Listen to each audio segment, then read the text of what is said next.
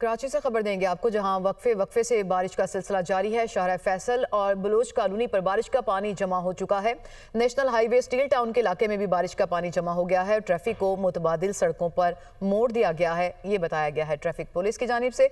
ये मनाजिर जो आप देख रहे हैं ये कराची के हैं, जहाँ पर वाज़ेह तौर पर देखा जा सकता है कि सड़कें बारिश के पानी में डूब चुकी हैं और इसी बारिश के पानी की वजह से शहरियों को शदीद मुश्किलात का सामना है। जबकि ट्रैफिक पुलिस ने यह बताया है कि मुतबादिल रास्तों की तरफ मोड़ दिया गया है ट्रैफिक को। इसी से मुतालिक मजीद हम मालूमात हासिल करेंगे। नुमाइंदा दुनिया न्यूज़ इबादुल्लाह खान ने कराची से हमें ज्वाइन किया।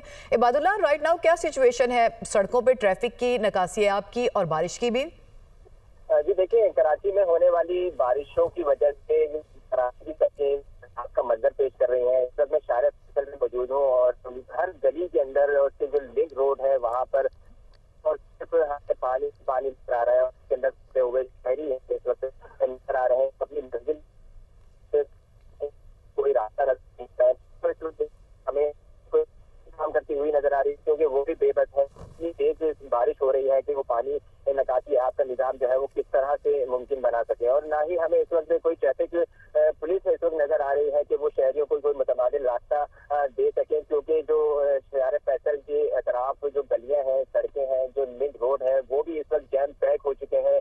हर तरफ गाड़ियां हैं और खास तौर पर मुश्किलात जो है वो मोटरसाइकिल सवारों को है, क्योंकि उनके साथ जो फैमिलीज हैं, बच्चे हैं और जो बुजुर्ग हैं, वो जो है वो बारिश की वजह से काफी परेशान हमें नजर आ रहे हैं। और इस वक्त पानी घुटनों पानी जो है इस वक्त मौजूद है और गाड़ियों के अंदर पानी भरने की वजह से गाड़ियां भी बंद हो चुकी हैं। जो मोटरसाइकिल सवार है उनको तो परेशानी का सामना है ही, लेकिन जो एम्बुलेंस में फंसे हुए लोग हैं, जो मरीज हैं, उनको भी परेशानी का सामना करना पड़ रहा है।